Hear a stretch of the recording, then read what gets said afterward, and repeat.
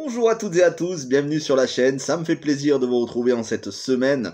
Aujourd'hui, premier jour d'une semaine spéciale sur la chaîne, la thématique, les Tortues Ninja, comme vous avez pu le voir dans la miniature. Les Tortues Ninja parce que cette année, en 2022, sort deux jeux vidéo. Le premier, une compilation, le deuxième, un jeu original. Le premier, Tortues Ninja The Kowabunga Collection, qui a été annoncé il y a quelques temps maintenant, qui va regrouper la quasi-totalité des jeux existants sur les anciennes consoles, donc que ce soit la NES, la Super NES, la Game Boy et d'autres. Et le deuxième est un jeu original, Tortues Ninja Shredder's Revenge, qui est un jeu moderne, fait avec des graphismes à l'ancienne, mais avec tout le confort de la modernité, la fluidité, la résolution, etc. Et qui est vraiment dans l'esprit des années 90 des anciennes consoles old school, rétro gaming. Donc, je me suis dit pourquoi pas faire une petite semaine spéciale Tortue Ninja avec les 6 films Tortue Ninja sortis au cinéma, les 3 films sortis dans les années 90, le film d'animation de 2007 et les deux films en live action produits par Michael Bay.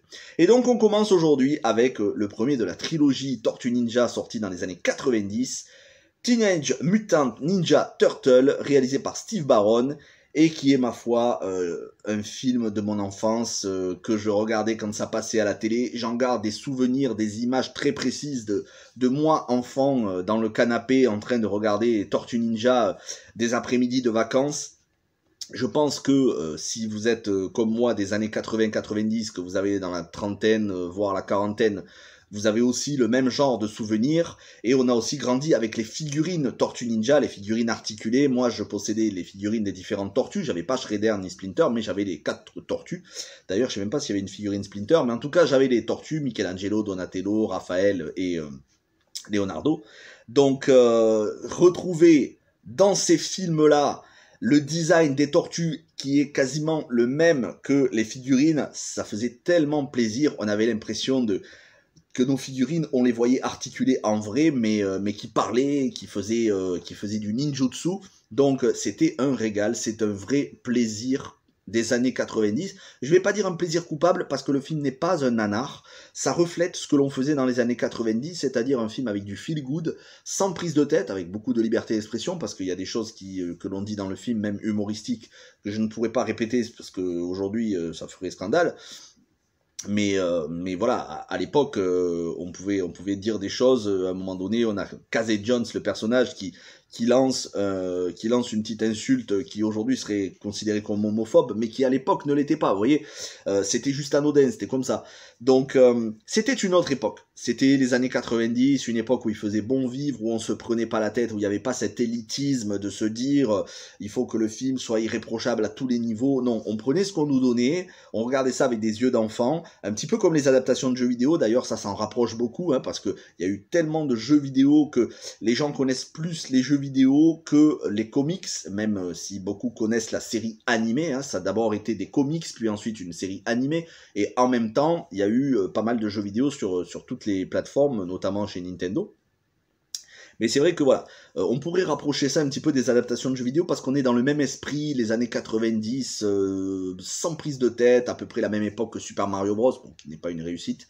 Mais c'est un film où il se dégage tellement de plaisir, tellement de générosité, un humour qui fonctionne, et Marvel devrait s'en inspirer, c'est-à-dire des jeux de mots, il y a de l'esprit, des jeux de mots qui sont intelligents, pas trop complexes, mais qui sont intelligents et qui tombent au bon moment. Je vous donnerai un exemple. Un casting assez frais avec des acteurs qui aujourd'hui, notamment un acteur qui est très connu, qui débutait. Donc une époque où il n'y avait pas de fond vert, où c'était des gens avec des costumes. Alors ça se voyait que c'était des costumes en caoutchouc et en plastique, mais voilà, on n'était pas dans l'esprit d'aujourd'hui de se dire on veut les meilleurs effets spéciaux, on veut le fond vert parfait. Non, c'était des films faits à l'ancienne. D'ailleurs, le film n'a coûté que 13 millions au niveau de son budget, ce qui aujourd'hui est impossible. Faire un film Tortue Ninja avec un budget de 13 millions, à moins de le faire chez Jason Blum, et je pense que ce serait une bonne idée pour relancer la franchise, de faire un film un petit peu plus intimiste que les films produits par Michael Bay avec Megan Fox, même s'ils étaient bons. Faire un film un peu plus intimiste à l'ancienne. En tout cas, voilà, 13 millions de budget et le film en a rapporté plus de 200 millions. Donc pour l'époque, c'était un succès incroyable. Aujourd'hui, on a l'habitude de se dire les gros succès, c'est 1 milliard de dollars, mais pour l'époque, 200 millions, c'était beaucoup. Donc c'était un très très gros succès. Et le film a été décliné sous tout un tas de produits dérivés. Et bien évidemment, les VHS, c'était bien avant les DVD, DVD Blu-ray, Blu-ray 4K. Donc, le film, qu'est-ce qu'on y suit pour ceux qui n'ont jamais vu le film? C'est une vidéo 100% spoilers, bien évidemment.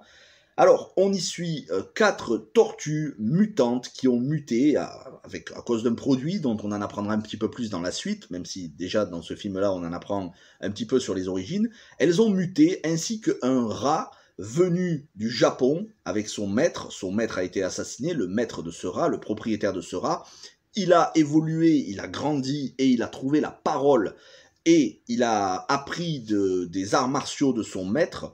Il a recueilli ces 4 bébés tortues mutantes, donc à cause de ce produit, qui elles aussi ont grandi et ont développé l'art de la parole, et ont développé surtout une addiction aux années 90, au cinéma, à l'humour et surtout aux pizzas. Et donc, ce rat, Maître Splinter, les a formés aux arts martiaux pour être en quelque sorte des justiciers qui rendent la justice et qui se cachent dans les égouts de New York. Ils vont découvrir April O'Neil, une jeune journaliste qui est très talentueuse et qui a l'art de mettre son nez là où il ne faut pas pour débusquer des infos, parfois à ses propres dépens. Ils vont tout de suite accrocher avec elle, ils vont avoir beaucoup d'affection pour elle, ils vont vouloir la défendre, et elle enquête sur un mystérieux gang qui vole en pleine journée, tout comme en pleine nuit, qui vole à n'importe quel moment, n'importe quoi dans New York, tout un gang qui est mystérieux, que personne n'arrive à saisir, qui va se révéler être le clan des Foot. Le clan des Foot qui travaille pour Shredder, un mystérieux méchant, casqué. D'ailleurs, il faut savoir qu'en anglais, Shredder, ça veut dire broyeur, donc c'est pas étonnant s'il a un broyeur qui lui sert de casque. On dirait un broyeur revisité, mais voilà, c'est pour l'humour. D'ailleurs, il y a pas mal d'idées comme ça, de jeux de mots quand on connaît un peu l'anglais. Et donc, ce méchant mystérieux a un lien avec Splinter, le rat qui a évolué. Ils ont un passé commun mystérieux. Voilà. En réalité, puisque c'est une vidéo 100% spoilers, le maître de Splinter, son maître humain, s'appelait Yoshi au Japon, et il avait un ennemi qui s'appelait Oroku Saki, qui a tué Yoshi, et Splinter, le rat, a griffé au visage Oroku Saki lorsque il a laissé son maître pour mort, et c'est pour ça que Oroku Saki a mis un masque et s'est fait appeler Shredder, pour cacher sa blessure au visage. Et ensuite, tout le monde est venu migrer à New York et il se retrouve plusieurs années après. Voilà pour la petite histoire, mais je pense que vous connaissez. Alors c'est un film qui est beaucoup plus fidèle aux comics qu'à la série télévisée. La série télévisée prenait quelques libertés. Je vais pas vous faire toutes les différences parce que je vais pas vous mentir, la série télé, ça fait tellement longtemps que j'ai pas vu, et les comics, je ne les ai jamais lus. La série télé, je la regardais quand j'étais petit, mais voilà, j'ai plus vraiment de souvenirs. Moi, j'ai surtout des souvenirs des jeux. Donc, je ne vais pas vous faire la différence entre les comics, la série, les jeux. Faut savoir que voilà, il y a des choses qui sont canon, il y a des choses qui sont pas canon, il y a d'autres séries, il y a eu plusieurs séries d'ailleurs. Mais c'est un film d'arts martiaux qui sent bon, comme je vous disais, les années 90. Déjà, commençons avec le casting. Alors, on a Judith Hogg qui joue, donc qui fait April O'Neil. Dans les 2 suivants, elle sera remplacée par Paige Turco. Paige Turco qu'on a pu voir dans la série The 100, les 100.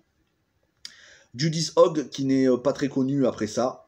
D'ailleurs, l'intégralité du casting ne sont pas très connus. Il y a un acteur qui a fait son chemin, c'est Elias Koteas. Elias Koteas qui joue le rôle de Casey Jones, un ancien joueur de hockey sur glace, qui porte son masque de hockey et qui lui aussi veut rendre la justice, veut protéger les innocents, notamment la nuit, quand ils se font agresser, que ce soit à Central Park ou ailleurs. Et Casey Jones va tomber amoureux d'April O'Neil, et tout ce beau monde va devenir amis entre eux. Voilà, ils vont former une petite famille bien soudée.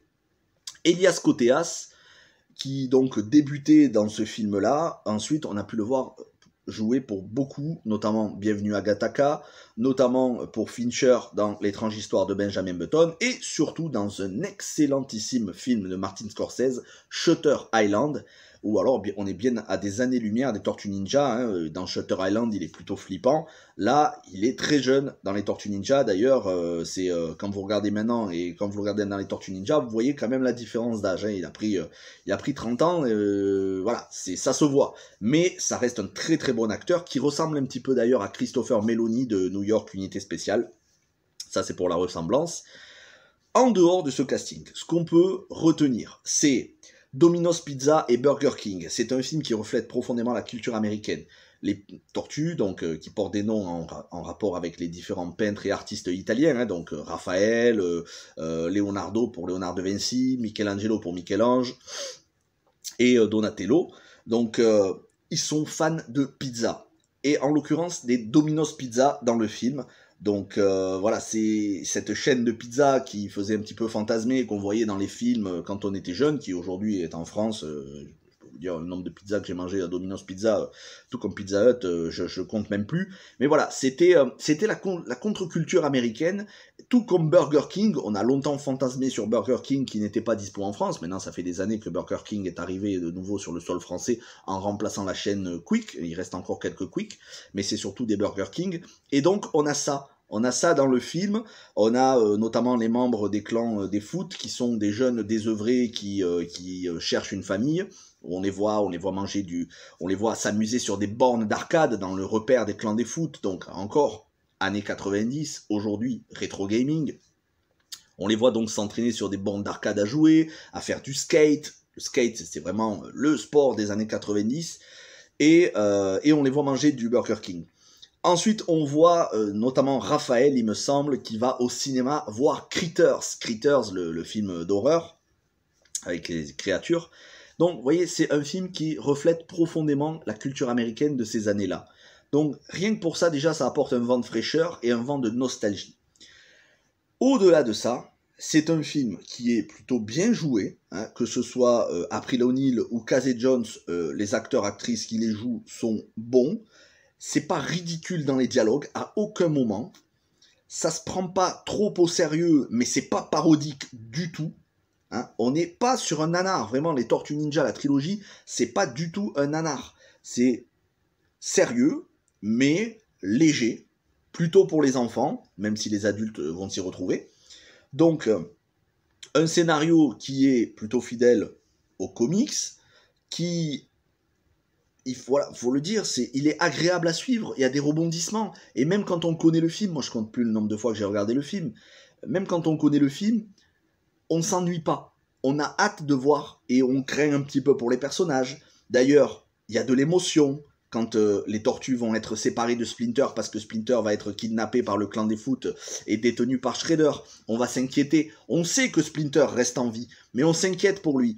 On voit la détresse des tortues, on voit leur amitié, leur fraternité. Il y a un passage qui fait beaucoup penser à Star Wars, où ils sont réunis les 4 autour du feu, en train de penser à Splinter, et là ils ont Splinter en vision, parce qu'ils commencent à méditer, technique arts martiaux, arts ninja, il y a aussi de la méditation, ils commencent à méditer, et ils voient sous forme un peu spectrale Splinter qui s'adresse à eux, à la manière de Obi-Wan ou Yoda dans les Star Wars.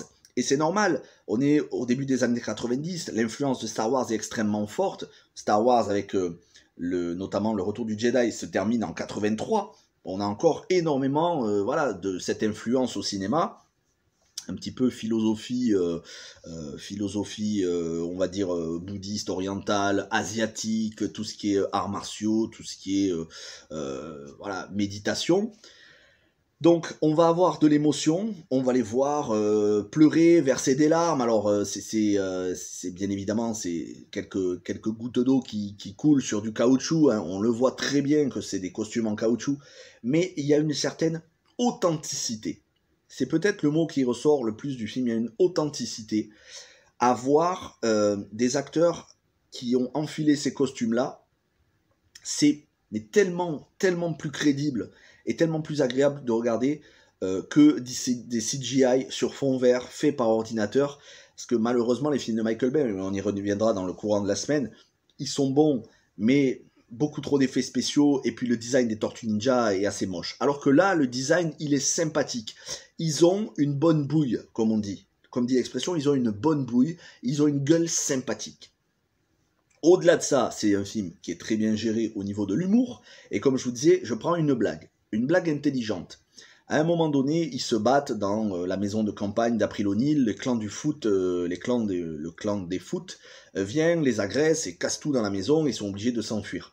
Et à un moment donné, au moment de s'enfuir, quand ils ont mis la maison à sac, il y a un répondeur suspendu au fil électrique, un répondeur voilà, qui laisse un message. Alors, les vieux répondeurs à cassette des années 90, et c'est le patron d'April O'Neil qui dit April, tu es viré. Cette nouvelle, voilà, je sais que cette nouvelle te tombe dessus et va te faire mal. Et juste là, le fil électrique se rompt et le répondeur tombe sur la tête d'un des clans des foot qui était en train de se battre avec Casey Jones. Et ça l'assomme. Ben, vous voyez ce jeu de mots. Au répondeur, le message, cette nouvelle te tombe dessus et va te faire mal. Et le répondeur qui tombe et qui assomme un membre des clans des foot, donc un ennemi, ça, c'est pas très compliqué à écrire. Mais c'est intelligent. C'est pas la blague la plus intelligente qui soit, bien évidemment. Mais c'est pas puéril. C'est pas des blagues en dessous de la ceinture. C'est pas les blagues à Tom Holland dans Spider-Man. Hein, oui, je sais, j'en rajoute une petite couche, mais c'est parce que ça me désole de voir l'humour Marvel, la tangente qu'ils prennent. Mais on peut faire un humour intelligent, sachant que c'est dosé. Il n'y a pas non plus des blagues à chaque scène. Par contre, il y a une bonne humeur qui se dégage, notamment dans la personnalité de ces 4 tortues. Et ça, c'est un autre point fort du film. Chacune de ces tortues a une personnalité. Raphaël, c'est celui qui est un petit peu... voilà, qui est renfermé sur lui, qui a du mal à partager ses émotions. On a Michelangelo, c'est celui qui, lui, va méditer, il est plus philosophe. Voilà, on a il me semble, Donatello, qui est le plus fou des 4, un petit peu plus enfantin que les autres. On a vraiment une différente personnalité pour ces 4 tortues. Ça apporte aussi beaucoup d'humour, hein, mais qui n'est pas fait exprès, qui est inhérent à la personnalité. Donc, comme je vous disais, un humour qui fonctionne, de l'émotion, de la tension par moment, une bonne morale à la fin, avec tous ces jeunes désœuvrés qui avaient fini comme voleurs et délinquants, qui finissent par retrouver leur famille, qui finissent par voilà, se ranger, se remettre du bon côté de la loi et de regretter quelque part de s'être laissé entraîner sur la voie de l'illégalité et du crime. Donc tout ça reflète très bien les années 90 et c'est surtout un très bon film de baston parce que c'est rythmé du début jusqu'à la fin et ça n'arrête pas. En matière de baston, vous allez avoir beaucoup de... tout simplement des tortues ninja. Elles portent bien leur nom, c'est des tortues qui se battent comme des ninjas. Et ça, tout de suite, ça fait la différence. C'est un film de baston tout public qui n'est absolument pas violent, mais qui contient assez d'action pour être trépidant, assez d'humour pour être attachant. Je ne peux que vous le recommander si vous l'avez jamais vu. Et on se retrouve donc demain pour les Tortues Ninja 2, Ninja Turtles 2, Secret of the Ooze, le secret de la mutation, où on va continuer à en apprendre un petit peu plus. Et puis ensuite, mercredi, on aura Tortue Ninja 3 qui se passe dans le Japon féodal. Et puis bon, après, le reste de la semaine pour les autres films. Sachez que ce genre de films, les films des années 90, il va y en avoir de plus en plus sur la chaîne. Ça ne va pas devenir la majorité, mais il va y en avoir de plus en plus. Pourquoi? Parce que c'est vrai que les films d'aujourd'hui commencent un petit peu à me fatiguer. Je vous l'ai dit, hein, par rapport à Marvel et de manière générale, les films de super-héros, je commence un petit peu à saturer. Je vais continuer à vous parler de Marvel, vous inquiétez pas, mais j'en parlerai. Par exemple, je ferai pas des vidéos pour chaque épisode de chaque série. Par contre, ce genre de film de mon enfance, les années 80, 90 et même jusqu'à la moitié des années 2000, c'est vrai que j'ai envie d'en parler un petit peu plus parce que la nostalgie, tout simplement. Voilà ce que je voulais vous dire dans cette vidéo. N'hésitez pas à liker, vous abonner, partager et on se retrouve demain à la même heure. Portez-vous bien et ciao tout le monde.